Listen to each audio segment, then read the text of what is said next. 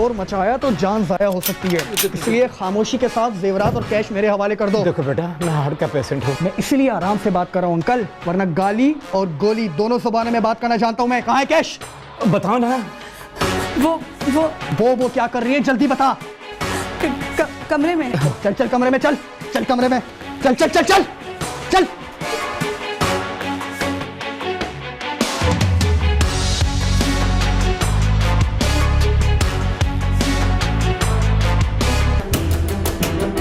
चल चल बैठ इधर, लेकर इसको बैठ आराम से।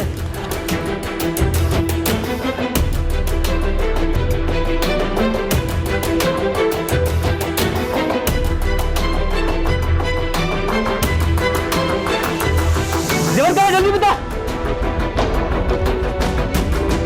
चुप करके बैठ, चुप।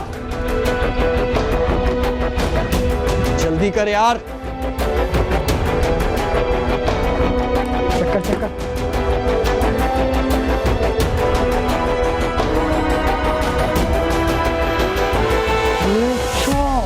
इतना खजाना जमा करके रखा है, हराम का है ना।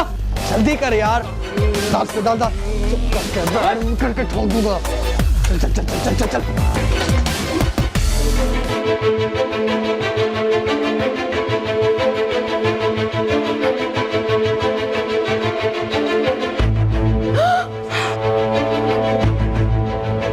असली हीरा तो यहाँ है मेरी जान। कौन हो तुम लोग? हाथ मत लगाओ मुझे। शोर क्यों मचाती है? छोड़ो मुझे, हाथ मत लगाओ। छोड़ो। चल अंदर। छोड़ो मुझे।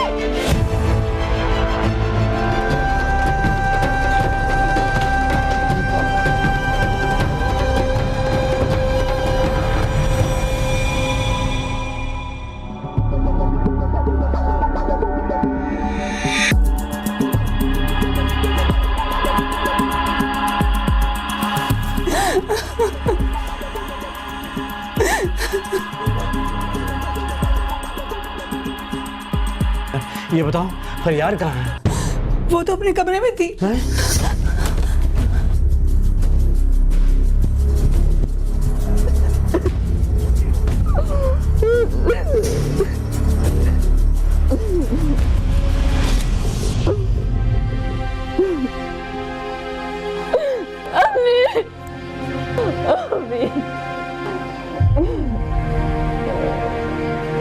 बेटा, अब रोने का क्या फायदा? जो होना था हो गया। बेटा बस ये समझो कि जान मान का सदका गया जो वो अपने साथ ले गए। आप बच्ची को तसल्ली देने के बजाय FIR क्यों नहीं कटवाते? बिल्कुल ठीक कह रही हो, मैं भी आता हूँ। बस बेटा चुप कर जाओ, तुम्हारे अब्बा ठीक कह रहे हैं। जो हुआ उसे भूल जाओ, वो जानो माल का सदका ले गए। एक और FIR कटवानी है। उन लोगों ने मेरी जिंदगी बर्बाद कर दी है। क्या? मुझे कहीं मुंह दिखाने के काबिल नहीं छोड़ा। चले जाने उनके खिलाफ FIR कटवाने। चुप, तुम्हारा दिमाग खराब हो गया है? किसके खिलाफ FIR कटवाएगी? तीनों के। नामालूम अफराद के खिलाफ? नहीं, कोई फायदा नहीं। जो हुआ है उसे अपनी जबान पे मत लाना, वरना बड़ी बदनामी होगी। हम किसी को मुंह दिखाने के काबिल नहीं रहेंगे बेटा। इस मामले में खामोश रहना ही अक्लमंदी है। बल्कि तुम अपने अब्बा को भी मत बताना, मैं सब संभाल लूंगी। मैंने कहा ना, मैं जैसा कहती हूँ वैसा करना बेटा। बेगम, लगता है थाने जाकर ही FIR कटवानी पड़ेगी। फोन ही कोई नहीं उठा रहा। कौन थाने के चक्कर लगाएगा? अब जो होना था सो हो गया। आप चले, मैं आती हूँ। बच्ची बहुत सहमी हुई है, उसे समझाती हूँ।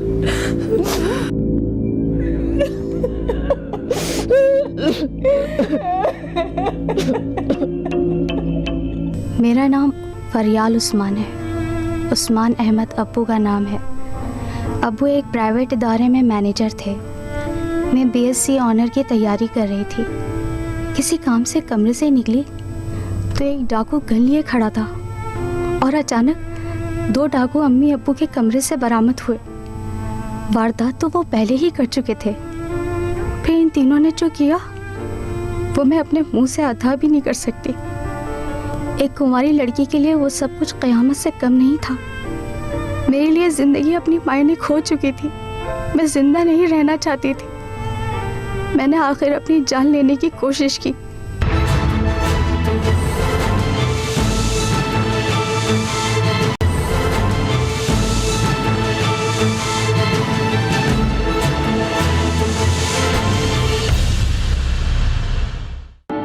एक कुंवारी लड़की के लिए वो सब कुछ क़यामत से कम नहीं था। मेरे लिए जिंदगी अपनी मायने खो चुकी थी। मैं जिंदा नहीं रहना चाहती थी।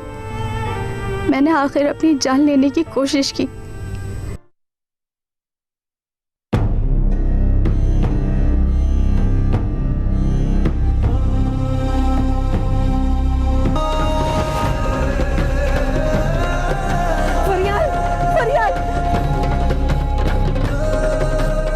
जिंदगी मौत सब अल्लाह के हाथ में है। इंसान चाहे भी तो नहीं मर सकता। जैसे मैं खुदकुशी के बाद भी जिंदा हूँ। कुदरत ने मुझे जिंदा रखा। शायद आज ये कहानी सुनाने के लिए मैं जिंदा रही। 7 दिनों तक जिंदगी और मौत के कश्मकश में अस्पताल के बेड पर पड़ी रही और आज आपके सामने बैठी हूँ। मैं बच गई थी, मगर मेरी रूह तो उस दिन मेरे बदन से निकल चुकी थी। मैं चलती फिरती लाश बन चुकी थी, जिंदा लाश थी।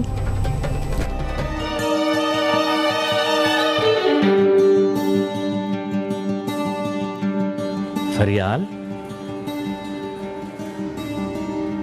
बेटा फरियाल, फरियाल, क्या बात है बेटा?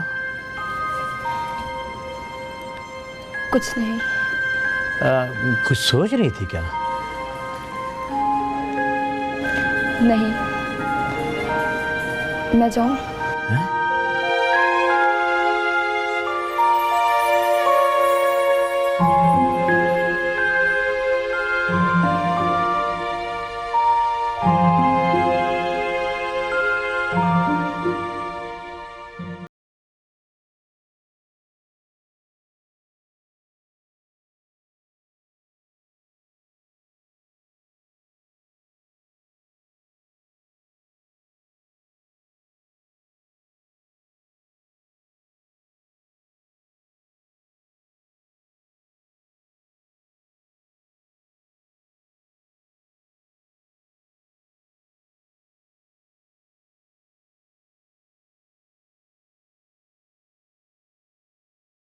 वाले रिश्ता नहीं मांगते।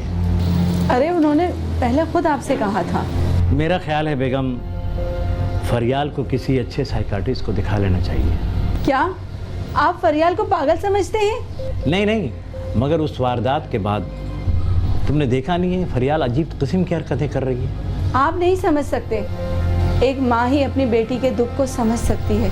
क्या दुख है वो, इसीलिए तो मैं साइकाट्रिस्ट से मालूम करना चाहता हूँ। आप भी बच्चों वाली बात करते हैं। आपको पता है ना, उसके जहेज का सारा सामान चोरी हो गया है, तो उसे दुख तो होगा ना। हाँ, ये बात तो है। अब जल्द से जल्द उसकी शादी कर देनी चाहिए। यही इस मसले का एक हल है। लेकिन ये भी तो मसला है कि जो भी रिश्ता आता है वो उसे इनकार कर देती है। हम उसकी ज़बरदस्ती तो शादी करने से है। वो रिश्ते वाली खाला है ना, मैंने फरियाल के रिश्ते की बात की थी उनसे। आज एक रिश्ता आने वाला है। अच्छा। लड़का दुबई में जॉब करता है। मैंने फरियाल की तस्वीर दी थी खाला को। लड़के को और लड़के के वालिदैन को फरियाल बहुत पसंद आई है। ये तो अच्छी बात है, लेकिन फरियाल को भी तो रिश्ता पसंद आना चाहिए। हाँ, आज शाम को लड़के की वालदा लड़के की तस्वीर लेकर आ रही है।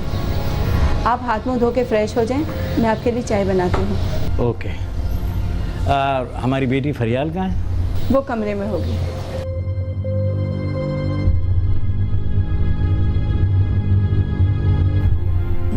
मेरे वालिदैन मेरी शादी के लिए परेशान थे। ख़ास तौर से अम्मी और मैं शादी के लिए ज़हनी तौर से तैयार नहीं थे। मैं ऐसे होने वाले शौहर को धोखा नहीं देना चाहती थी। भाई साहब माशाल्लाह मेरा बेटा दुबई में इंजीनियर है, साल में एक दफ़ा आता है, मगर उसे कोई लड़की पसंद नहीं आती। आपकी बेटी फरियाल उसे बहुत पसंद आई है। फरियाल तो है ही बहुत प्यारी। आपके कितने बच्चे हैं? छोटा बेटा शमीम यहीं पढ़ रहा है, बस मेरे 2 ही बच्चे हैं। वैसे भाई साहब जोड़े तो आसमान पे बनते हैं। अरे ज़रा फरियाल बिटिया को तो बुलाएं। फरियाल बेटा, चाय बन गई हो तो ले आओ।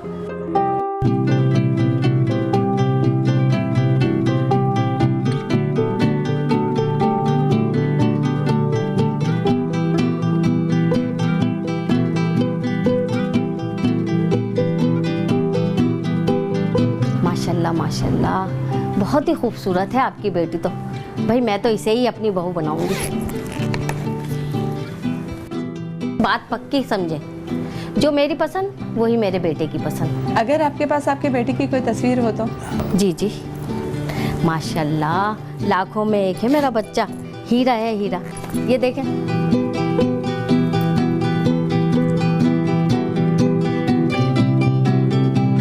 हम फरियाल से पूछने के बाद जवाब देंगे, जरा प्लीज़ बहन हमें सोचने का मौका दीजिए। जी जी ज़रूर। अब चाय पीजिए ना।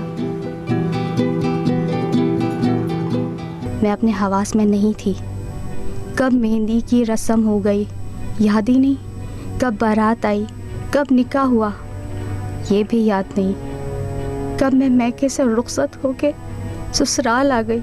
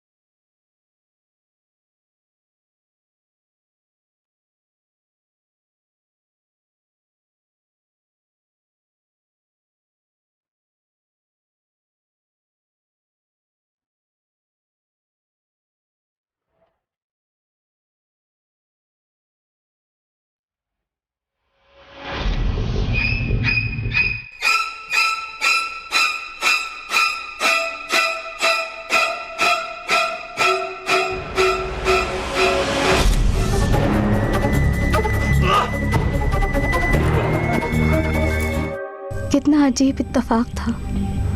मेरी ज़िंदगी तबाह करने वालों का सरगना मेरे सामने था। मैंने पहचान लिया, हालांकि मैंने सिर्फ एक झलक देखा था। मैं कैसे भूल सकती थी उस शख्स को जिसने मुझे जिंदा लाश बना के रख दिया था।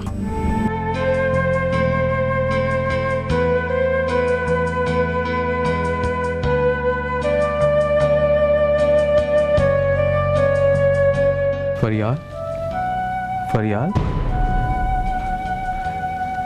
मुझे तो यकीन ही नहीं आ रहा कि आप जैसी खूबसूरत लड़की मेरी शरीके हयात बन गई है। आप भी तो कुछ बोलें। ये घूंघट तो हटाएं। हाँ याद आया,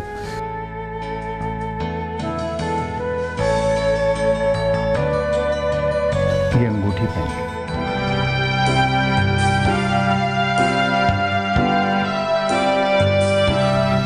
अब तो अपने चेहरे का दीदार करवा दीजिए। अरे ये क्या, आप रो रही हैं?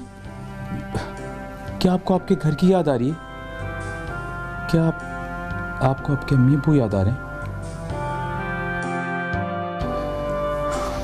फरियाल, आप फिक्र मत करें, मैं आपको इतना प्यार दूंगा कि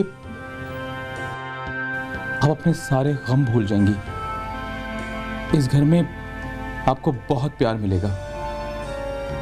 कल सुबह होते ही मैं आपको आपके घर ले जाऊंगा। अब तो आप रोना बंद कर दें। क्या मैं इतना बुरा हूं?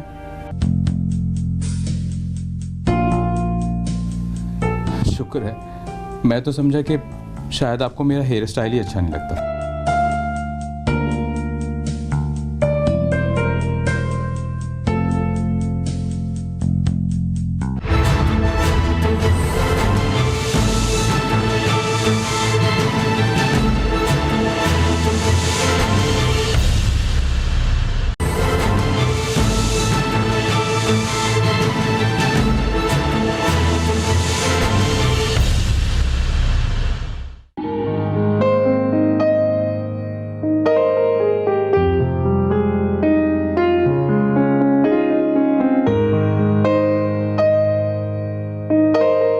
फरियाल, इधर तो बैठो यार।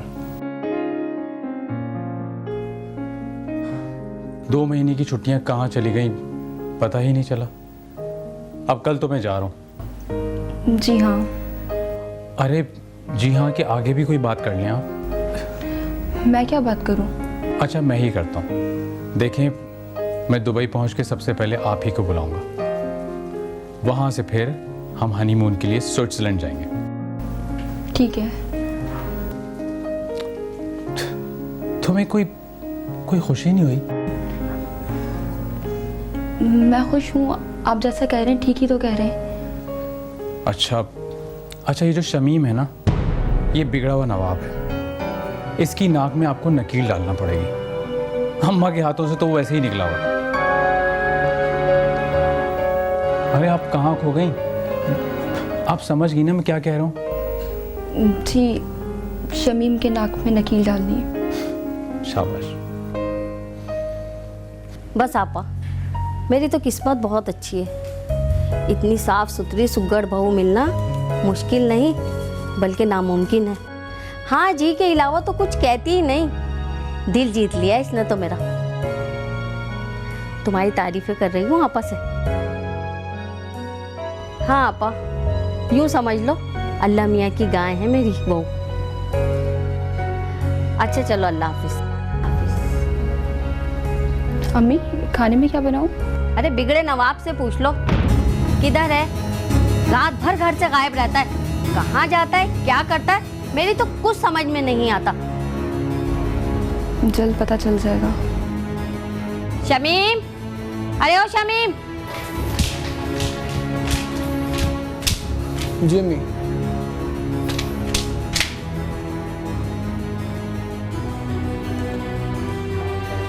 कहाँ हो भाई कल रात से? अम्मी, दोस्तों के साथ पिकनिक पे गया था। क्यों? कहाँ? माँ और बेटे के दरमियान गुफ्तगू हो रही है। आप चुप रहें तो बेहतर है।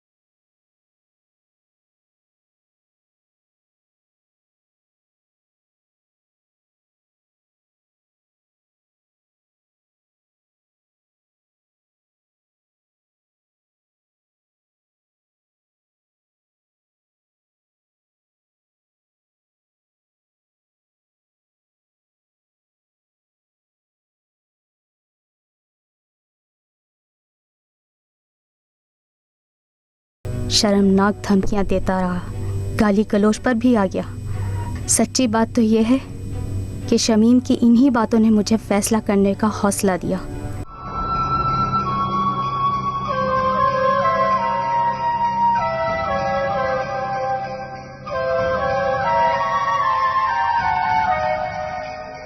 आप इस वक्त मेरे कमरे में क्यों आई हैं? कुछ हिसाब किताब थे पुराने, वो पूरे करने थे। देखिए भाभी, वो चुप। तुम्हारे मुंह से ये भाभी भाभी सुनना अच्छा नहीं लगता। भाभी जो कुछ हुआ उसे प्लीज भूल जाइए। भूल जाओ जो तुमने और तुम्हारे साथियों ने मेरे साथ किया, वो मैं भूल जाऊं। अब आप क्या चाहते हैं? फायदा। फायदा मतलब? नहीं है, तुम तो हो ना।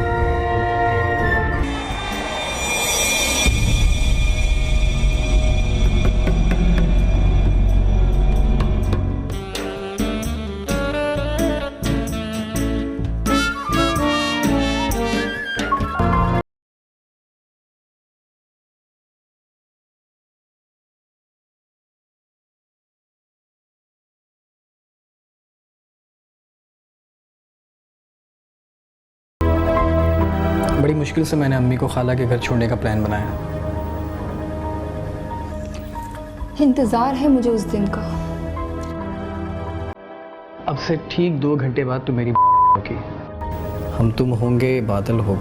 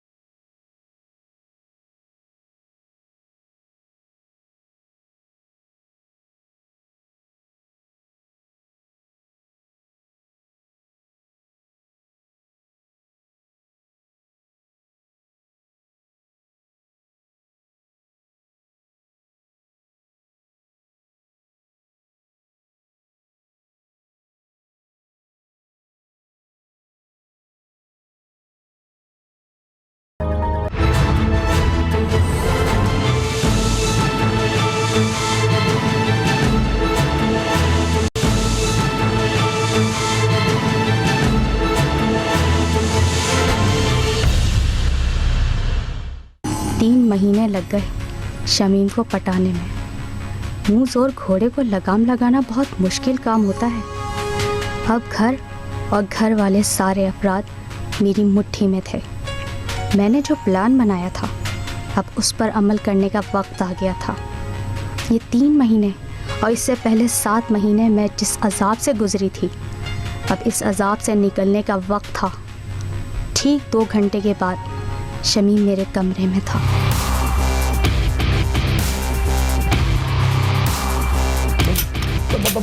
भाभी ये क्या कर रही हैं आप? लोड। हटाएं घोड़े को, हटाइए प्लीज, गोली चल जाएगी। ये वही टीटी है ना?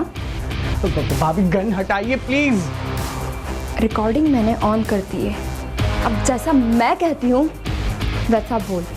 पहले आप ये गन हटाइए प्लीज। बोल के मैं रेपिस्ट हूँ, बोल। मैं कितनी वारदातें कर चुका है तू आज तक? लातादाद। गिन के बता। 6-7। कितनी लड़कियों की जिंदगी बर्बाद की है तूने? जी बाप बताता हूँ दो लड़कियों की। तेरे साथ उस दिन वो दोनों कौन थे? पता नहीं बता।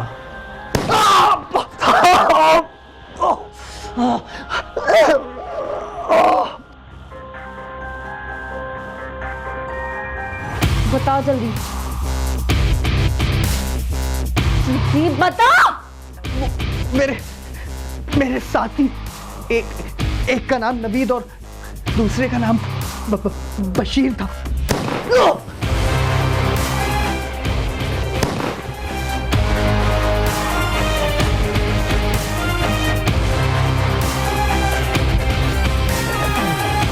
मैं जिस तरह सिसक के ज़िंदगी गुजार रही थी, इस तरह तड़पा के शमीम को मारना चाहती थी। फिर मुझे उस पर रहम आ गया। तड़पा के मारने के बजाय मैंने टीटी की सारी गोलियां शमीम पर दाग दी, क्योंकि मैं उसकी शक्ल से नफरत करती थी। मेरे अंदर नफरत और इंतकाम की जो आग सुलग रही थी वो उसके खून से बुझ गई।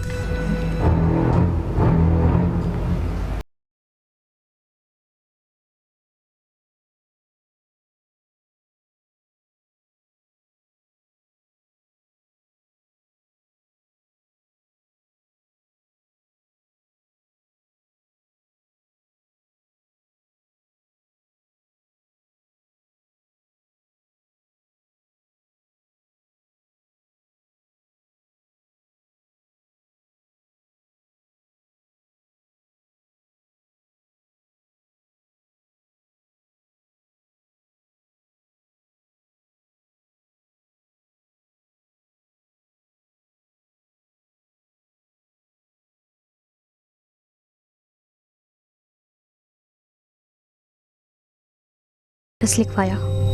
1 घंटे के बाद पुलिस मेरे घर पर थी। इसी दौरान फ़ोन करके मैंने नईम अहमद जो मेरे शौहर थे उनको सारी तफसील सुनाई। अपनी सास को फ़ोन किया, अपनी अम्मी को फ़ोन किया।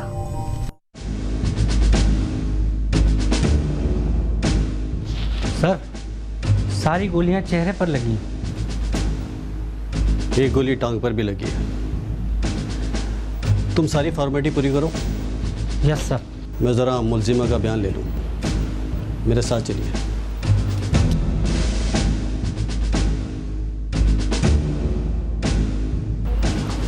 आइए।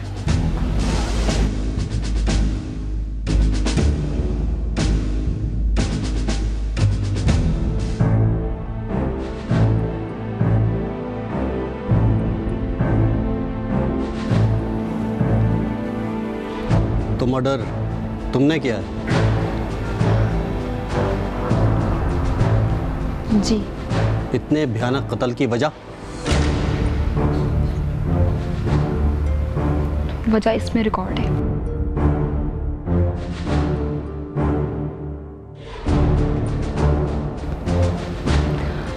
प्लीज इसको मेरे सामने मत सुनिएगा।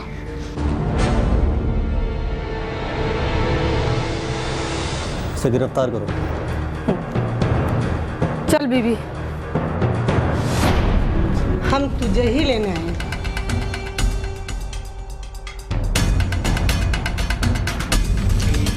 केस क्लियर था। एसएचओ साहब के लिए तफ्तीश का कोई मार्जिन नहीं था। मेरे खिलाफ 302 के तहत पर्चा कटा और बशीर नवीद खान की खोज शुरू हुई। वो दोनों भी गिरफ्तार हो गए। पुलिस ने उनसे कौन कौन सी वारदात उगलवाई ये मुझे नहीं मालूम। ऐसे सफाक मुजरिम जो हम जैसी लड़कियों को जिंदा लाश बना देते हैं, उन्हें सरेआम फांसी के तख्ते पर लटकाया जाए ताकि इबरत बने। इबरत।